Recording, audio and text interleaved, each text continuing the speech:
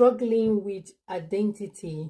As an African woman, that is one of the greatest challenge we are all facing right now, in this new age that we are living. Just look at me. I took out my braid out this morning, and I comb my hair, and I look at myself in the mirror and I say, I love myself like this, effortless, free. There's just something that makes you feel like you feel light and you just feel yourself.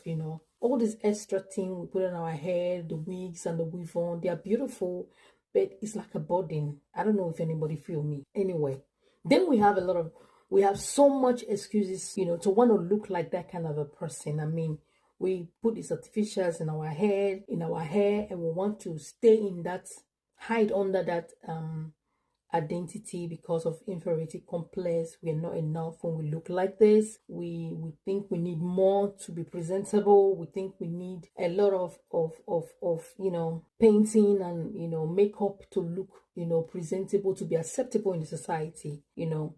It's quite unfortunate that we've lost who we are. We are saying we are not enough. That's just what it is. We are not enough, and we don't love ourselves enough. It is a fight, and I don't know when or how we can overcome this. Like I think it's just making a decision and saying, I'm going to look like this. I'm going to look natural.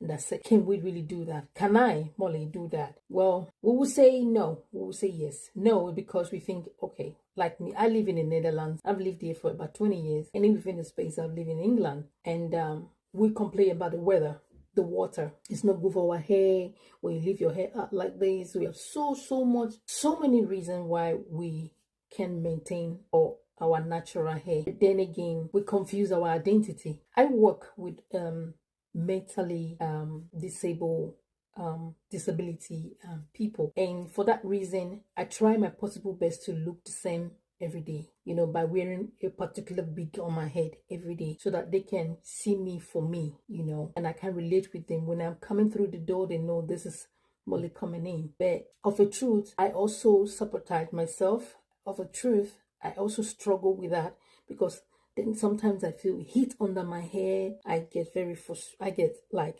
stress wearing this wig. When you work, when your shifts are not on the, and when you work rotational shift, sometimes you work at 9, sometimes you work at 11 hours, sometimes you work 12 hours, sometimes you work 8 hours, sometimes you carry this wig in your head. You have to do a lot of writing and reporting and all that. Get stressed. And whenever I have the opportunity to lose my hair at home, to be myself, I feel like freedom. I don't know what you think. It is a battle. I don't know how we're gonna win it. For the other race,